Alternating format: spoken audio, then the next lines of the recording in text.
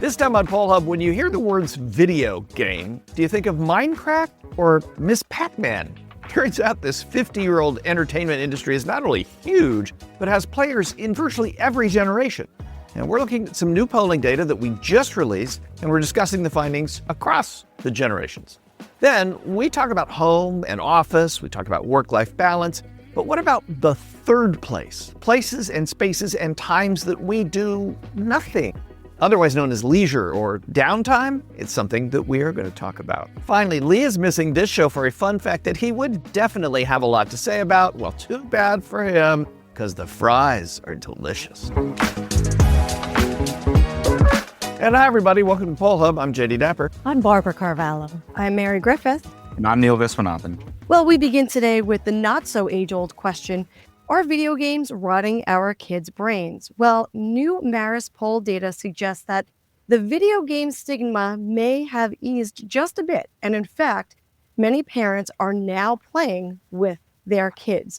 So I mentioned that new poll. Let's start with some of the numbers. 85% of parents with children under the age of 18 say that their kids have access to video games. Now, that's actually higher than an all-age national average. 65% of all Americans play video games. That's according to the Entertainment Software Association in July of 2023. The ESA also noted that 26% of all U.S. gamers are under 18 years of age. And while the ESA says that the average age of a gamer is 32 years old, the average gamer has been playing for 21 years, meaning the average starting age was 11.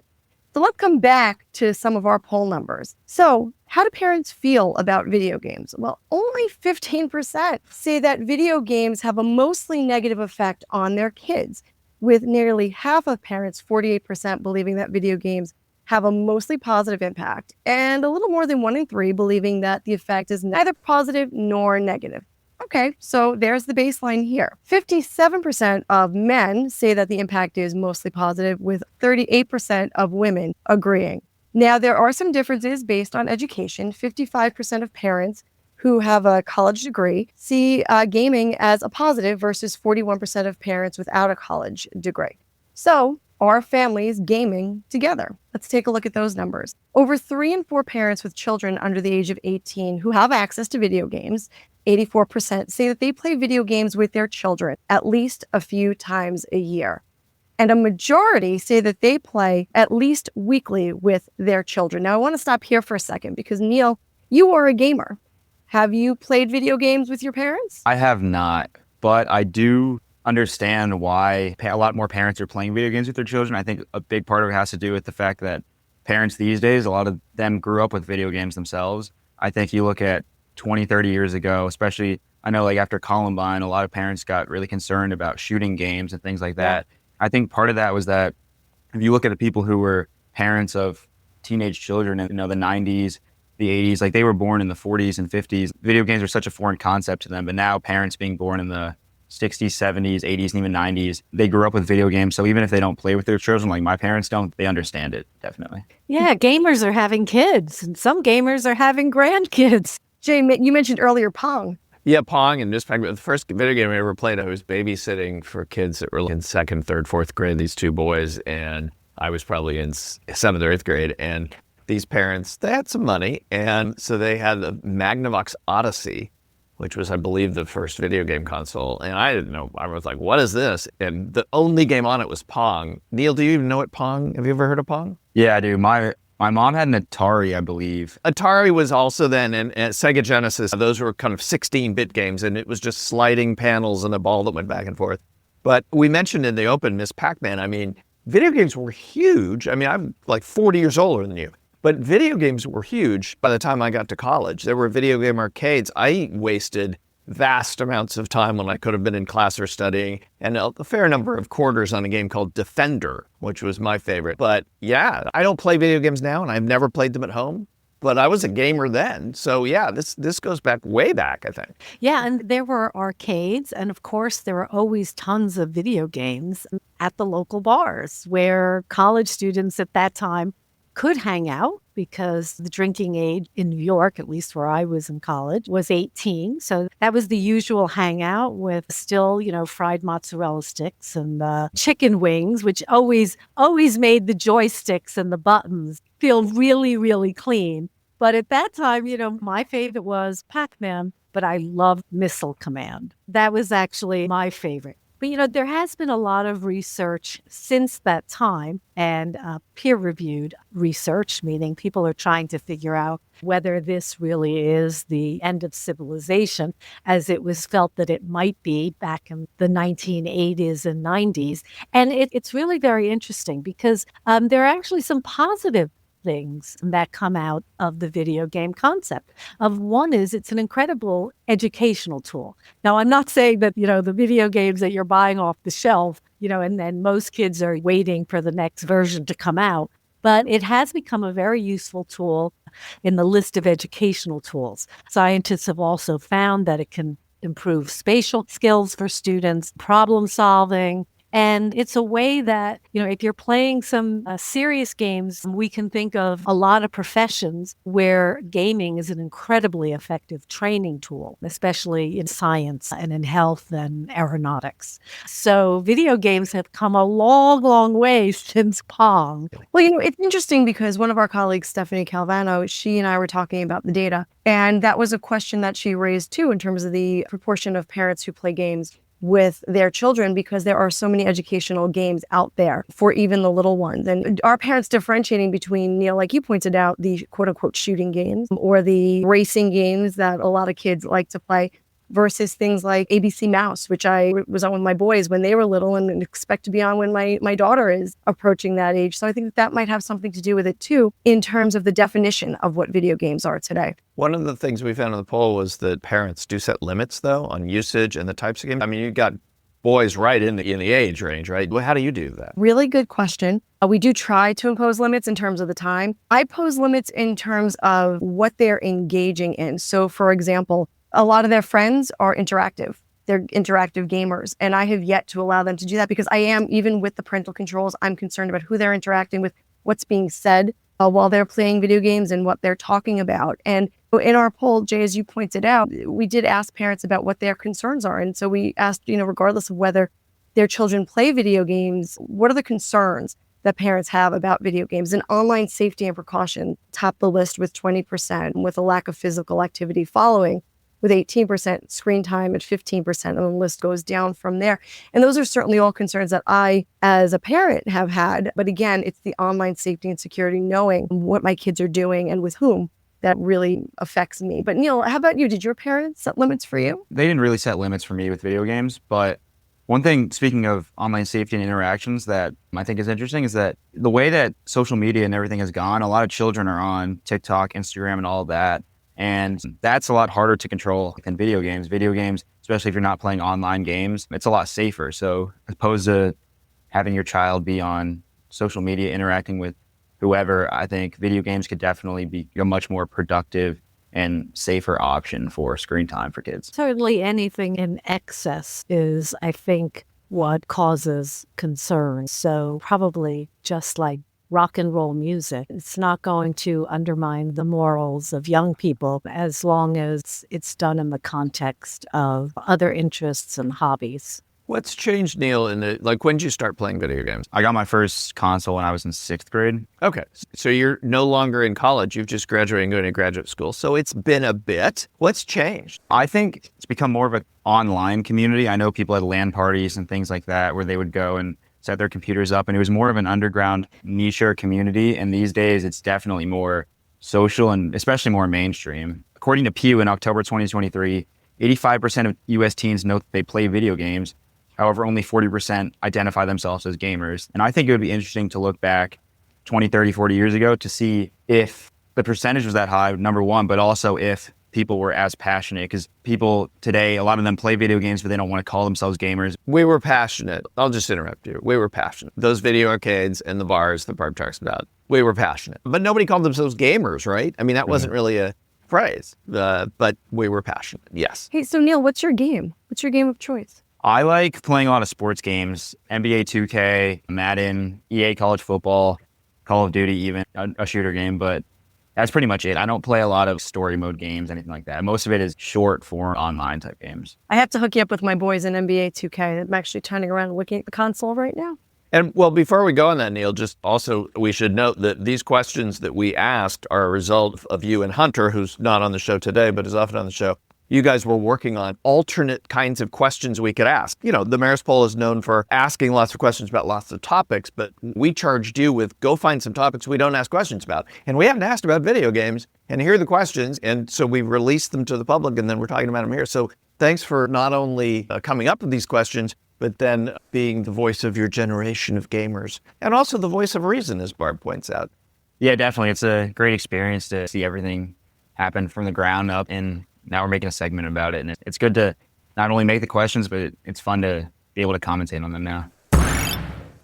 So, especially out of the pandemic, I think a lot of folks have been thinking about work-life balance. We've talked a lot about hybrid work, and we've done that on this podcast, working from home, working at work, what you lose by not being in an office, what you can gain by working at home, but also what you lose by working at home. One of the things that's not been missing from this conversation, but I think been sidestepped, is not work, not home, but what are so-called third places. So sociologist Ray Oldenburg coined the term third place, and he was talking about places, and this is a quote, a place you frequent where you have no obligations to be there or complete a specific task. No money is earned, and the only things gained are connections with others and a comfortable place to exist. So practically, what are we talking about? I mean, the home is the first place. For many people, my dad, workaholic, I think it was his second place. The work would be your second place. So then these third places are things like, I don't know, a cafe, a park, a library. According to urban.com, third places have always played an important role in cities by providing a sense of belonging and shared identity.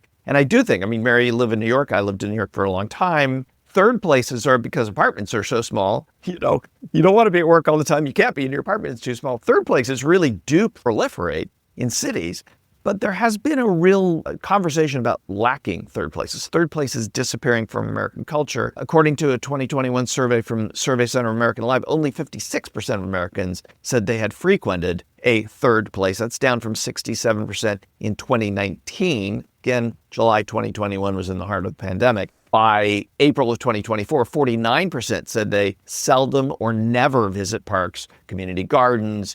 63% said they never visited a library. So what about these third places? And are we losing them? Are we spending so much time at home and on our video games and watching TV that we're not actually engaging with people in these ways and in these places? I'm kind of guilty as charged because in speaking about this segment, I was trying to think of places that I frequent on a regular basis as this concept of a third space. And I couldn't really come up with them because I'm always going someplace for a purpose. I'm going to the gym, but I'm not going to the gym to meet with people. I'm not going to an exercise class to necessarily meet with people. I mean, it's nice to be doing those things with others in the room, and there are certainly familiar faces. But the purpose isn't really to socialize. And when I go to the barn, I'm meeting my horse. Well, you socialize with your horse, though. I do. I socialize with my horse. I certainly socialize with other horse owners, but I don't think we're necessarily in those places or spaces to socialize with each other. But there's always seemed to be some other kind of purpose. How about you, Mary? Because with the kids, do you find there's more or less opportunity for these third spaces? I found myself reflecting much like you did, Barb, on this question. And I think the phrase without obligation is what began tripping me up because, I go to the park, but why do I go to the park? I go to the park because I'm taking my kids to the park for a specific purpose, rather, or an obligation. I used to love going for a walk around the park and just having my own downtime. But I'm wondering how much it is that there are other obligations that Americans face that keep us from going to that third place. I mean, I think back, probably the closest for me was, oh my goodness, almost 20 years ago when I was taking dance lessons as an adult, because that very much became a community of the people who went there. I think about my husband, when he was going to the gym, he would meet up with a friend who was like a workout buddy. And because of the typical meeting time, there would be people that they would interact with and chat with, and it was very, very social. But, when other obligations came into play, we didn't really have that time And the third place, even going out to dinner or to a bar with friends, could be considered a third place just to hang out. Doesn't really happen as often as it does. Jay, you posed a lot of questions, but I think that's another question, which is how much do other obligations factor into the loss of the third place? Yeah, we're all so busy. Hey, Neil, I'm actually really curious, as somebody coming out of college, what you think about this third place concept and whether you have any third places. A lot of people my age, first year post-grad, struggle a lot with leaving college because college campuses are some of the only places in America that are walkable and one of the only times where you're going to live so close to all your friends, if not living with your friends a lot of the time. So I know a lot of people my age struggle with finding that third place after college. Me right now, I'll be honest, I don't necessarily have so much of a third place right now. It's a lot of just work and then exercise. So I go to the gym or I run. But the gym, like Mary said, I run into people from my high school, I run into friends and I sit there and we'll talk to them. But there's always an obligation there. And it's not the same as being in college and just sitting on campus and people pass by and you have no obligations and you just want to talk to them. That's what I was thinking about. If you go to college and you live on campus, that's your work, that's your life, your home, and it's your third place. It's really all in one because that no obligation, you're walking across campus and you sit down and you don't have to be in class. You don't have to study. You don't have to go eat something. You see friends and you just hang or you play hacky sack. Boy, that makes me sound old. Or frisbee. Sounds old too. But that seems that like a college campus has the third place built in. Did you feel like you had that third place when you're in college? Absolutely. Yeah. It's amazing to think that you could just sit on campus in one space or you can go to the library and sit down to read something and there will always be a conversation to be picked up with someone, whether it's someone working on campus or your friends. Like the most social environment that I've ever seen. And I know a lot of the older people are moving near college campuses, whether they're looking to raise their kids around those areas or even retirement. I'm going to Indiana University to get my master's. And I know a lot of retirement aged people have been moving to Bloomington, Indiana because it's a very walkable community with a lot of social spaces and things to do that you won't really get in a lot of other suburban areas. And I also grew up in Bloomington. So as a kid, all these third places were provided to me growing up near a college campus. It was really special. You're very lucky. One of the things about third places and talking about them kind of disappearing in some ways is they are making a comeback, but with a little bit of a digital overlay. Third places are evolving. There's hybrid models like cafes that have online groups. And according to The Guardian, there's a new social club models that are popping up. There's one in California called Ground Floor. Vermont's got one called Gather. And these are so-called community living rooms where people can have a conversation, companionship in a relaxed setting. I think of this in my little tiny rural town in Columbia County, New York. There's a seniors group, and yes, it's just seniors, but they go to the library and there's something to talk about, but that's not what they're there for. And they talk about it a little bit, and then they talk about all kinds of stuff, and they make connections and they make friends and all that. And it strikes me that that circles back to what you were talking about, Mary, is the third place in America comes about when you can carve out the time for a lack of obligation more than a physical space. It's really about our time is sucked up with all these things and finding that space where you don't have anything to do. And it's okay. That seems to be the real challenge. I also think, Jay, perhaps that's something to do with shared experiences. Think back, perhaps some occupations lend themselves more to a third place. Think about when we were working in news. We had a shared experience, and the third place was oftentimes going out after a newscast to a bar, to a restaurant, or somewhere else. And you would have that because of the shared experience or the common living situation. I mean, you brought up living in the city, but a lot of people who work in news are from out of town, so to speak, have come to New York City and have created families and friends. And so the third place becomes that place where they find connection. And so, Jay, I think you're right. I think it does have a lot to do with the lack of obligation, but also, where you are in your place in life, as Neil pointed out in terms of being a college student.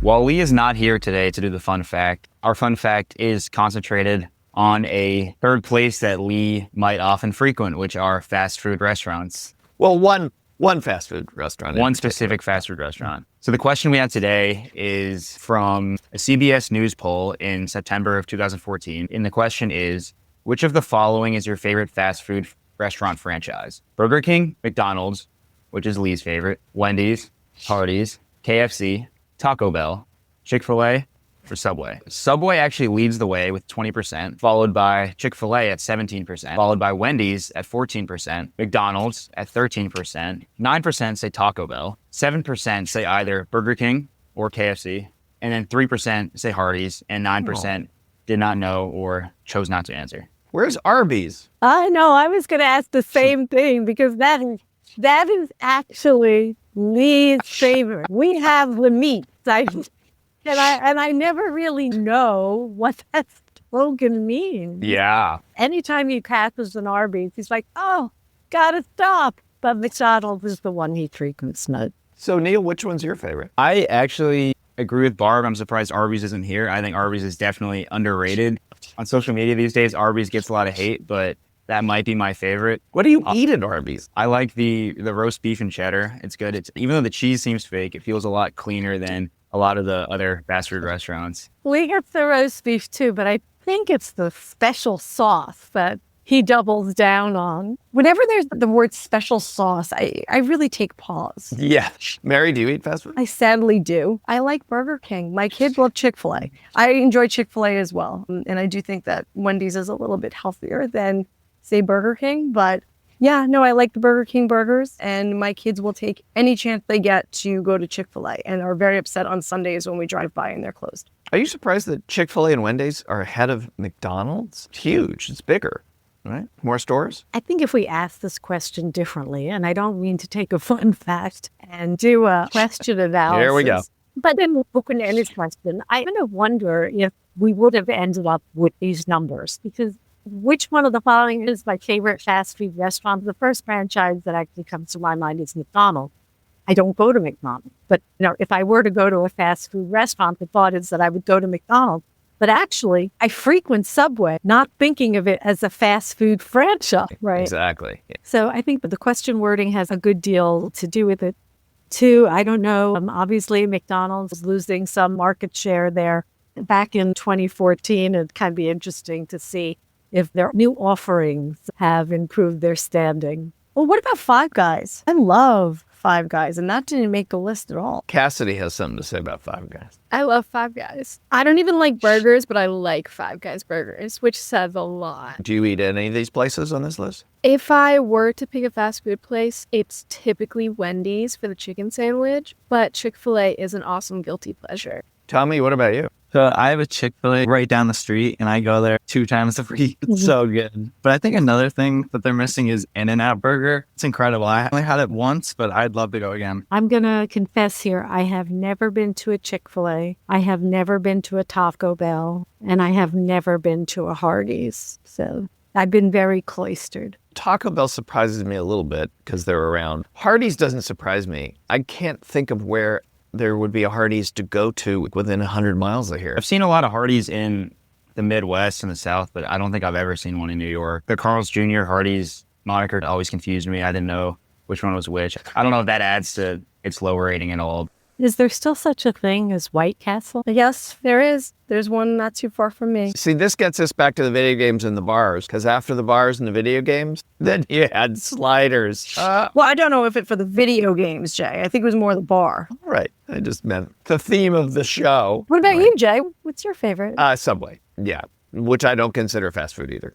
I didn't think of it as fast food, but it is. It's fast food, but it does seem to be a very different kind of thing than these others. It seems less processed. It maybe isn't. Maybe it's just marketing, but I just don't think of it in the same bucket as these. Where's Chipotle? I mean, that's because it's 2014, so Chipotle's not on here. But I think fast food means something different now than it traditionally has. Lee is going to feel so badly that he missed this segment. This is right up there in his expertise with politics and baseball. That'll do it for Poll Hub this week. Poll Hub is produced by the Marist Poll at Marist University in Poughkeepsie, New York. Mary Griffith is our executive producer. Casey Schaff is our production supervisor. The Poll Hub team includes Neil Viswanathan, Enter Petro, AJ Cambino, Tommy Rogers, and Cassidy Connors. If you enjoy Poll Hub, please consider leaving a review. If you'd like to learn more about polling and survey science, check out the Marist Poll Academy, our free online learning portal accessible from our website. If you have questions for us, tweet them at us at Marist Poll. Remember, you can always tell your smart speaker to play Poll Hub, and with any luck, it'll cooperate. Finally, wherever you listen to Poll Hub, there is a subscribe button. Click it, and the latest episode will be ready for you in your podcasting app as soon as it's released. We'll see you next time.